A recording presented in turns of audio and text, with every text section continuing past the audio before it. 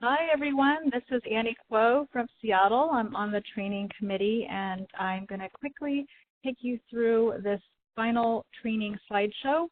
You'll hear some of this again on morning training, so don't sweat it if you don't have time to sit through. It's about 10 minutes. And now here's what you should know before the day we've all been waiting for on Capitol Hill. So we're going to complete pre-advocacy day training by reviewing the elevator pitch and addressing how to work together as a state delegation. We'll preview the components of a meeting with your lawmaker and some of the legislative lingo you might hear. Then we'll cover a very important aspect of advocacy following up after these meetings, and then run through the preparation checklist with a reminder about morning training. In a survey, 79% of lawmakers and their aides said that personal stories were one of the top 3 things that affected them in meetings with constituents. So that's why we've encouraged you to craft your elevator pitch before you arrive. Imagine you're taking an elevator to the top of a skyscraper. You have less than 2 minutes to share a story that will have impact and influence. What would you say?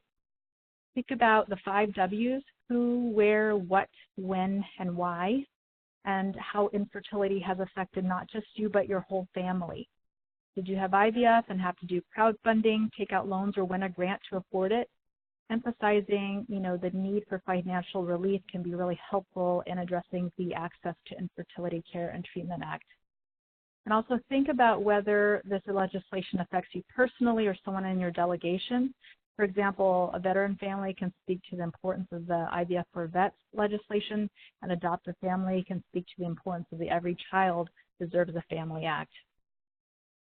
And by the way, the other 2 things that lawmakers and aides say have impact is 1, supporting facts, and 2, information on the impact of the issue to their constituents.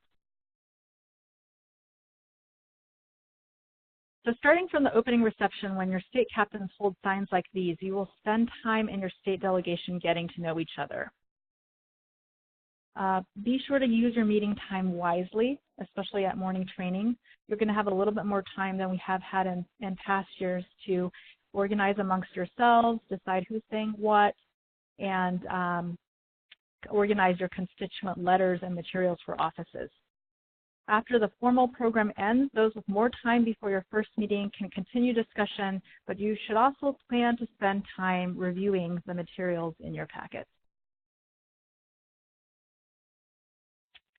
Here are the roughly similar formats for all of the meetings you'll have. In your opening or introduction, you'll affirm the member of Congress's pro-family stance, offer facts about infertility, referencing the leave behind information that we'll send with you. Someone in your delegation will share their personal story or stories, and then you'll cover the information on all the bills. Then, in closing, make the ask for support, and then leave behind the constituent letters and handouts. Now, for each of these points of meeting, you will choose 1 person for each of these, or 2 people to share them, or 1 person to do each part. There are also times that the personal stories can be combined with the information on the bills. Your meetings with the Senate and House lawmakers will be similar, except for an additional ask for support on the House resolution for PCOS Awareness Month. You're going to receive an outline at the morning training with speaking points and blanks to fill in for who in your delegation will speak on what. Many people in your delegation will have the opportunity to speak, or if you're a small delegation, you can double up on talking points. So at your meetings, do ask for the for the business cards of anyone that you meet, and send them a thank you email within a week. We have a thank you letter template at our blog, and you can also keep an eye out for an email with a suggested template from Resolve. Follow the proposed legislation on congress.org to track co-sponsors by searching the bill or resolution number online. And if your lawmaker takes action on bills that matter to you, then do follow up with a thank you email or acknowledgement on social media. We encourage you to look up town hall schedules and attend them if you're available. Add them to your personal calendars. we suggest townhallproject.com is a great site to bookmark and refer to throughout the year. Make sure to follow your lawmakers on social media channels if you haven't yet. Some places to check are Twitter, Facebook, Instagram, and Snapchat. Just do a search by your lawmaker's name. And if it's available in your community, invite your lawmaker and their staff to any infertility community events for their education and exposure to our issues. Okay, next we're going to cover legislative lingo. We're going to spend a little bit of time here because there are some terms that will come up more repeatedly on in the context of your meetings. So every country has their own language, and Congress is no different. However, there are a few terms that come up more often in your meetings, which we're going to point out to you. What's the difference between the House and the Senate? So we're going to do a little Government 101. The House of Representatives and Senate are the two legislative bodies that write, debate, and pass federal laws. Every citizen has one House representative and 2 U.S. senators.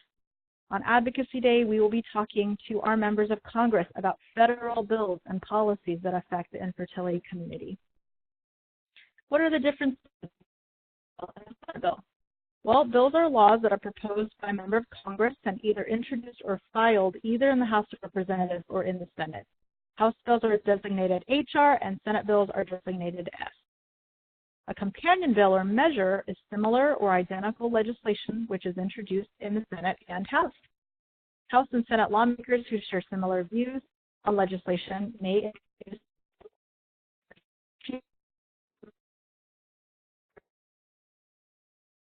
What does a CBO score mean? So you might be asked in your meetings what the CBO of a particular bill is or whether it's been scored yet.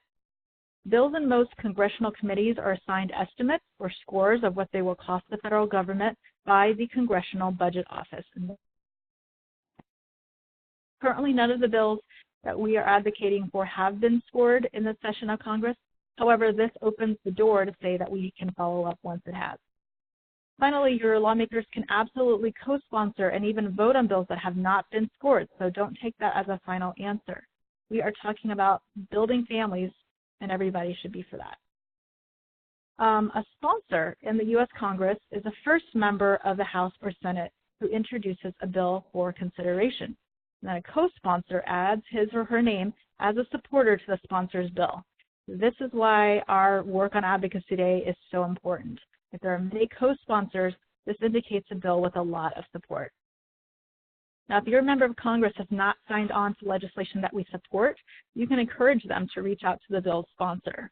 If they are a co-sponsor already, please thank them. These offices very rarely hear thanks, so please do that. And lastly, why are committees important to our bills? This is obviously important. If we asked you guys to look up whether your members of Congress were on key committees. A group of members of Congress will be the ones who make the initial decisions about a bill. Once a bill is introduced, it's assigned to the appropriate committee for consideration. There will usually be a House committee for House bills and a Senate committee for Senate bills. All right, we're going to do a very quick rundown of preparation checklist. Hopefully by now y'all have tapped into the webinars for professionals or for all advocates that we did a couple weeks ago. We encourage you to keep these running and so that you can listen to them even if you can't sit for that long of time. I know everyone's kind of getting ready to get out the door. Read or listen to the Day of Advocacy Day materials. These are available at resolve.org/advocacy day down there at the bottom of the slide under Advocate Training Resources, or you can also listen to them. We now have audio recordings of these materials that you can listen to if you have a Wi-Fi connection because the MP3 files were uploaded onto YouTube. Craft your elevator pitch, think those 5 W's, and then do your homework assignment. Look up your members of Congress, check out their bios, what they look like, and then check out if they are on any of the key committees. Okay.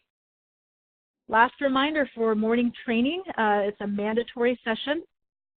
It starts at 8 a.m., but we encourage you to get into the Grand Hyatt area where training will be held a half hour earlier to check in, get your packets, get situated, and get a hot, healthy breakfast.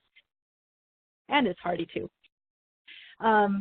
We will be covering the issues more extensively at that time, and then the state delegations will have discussion time, a lot more than in previous years, so that you can organize yourselves, assign speaking roles, and so forth.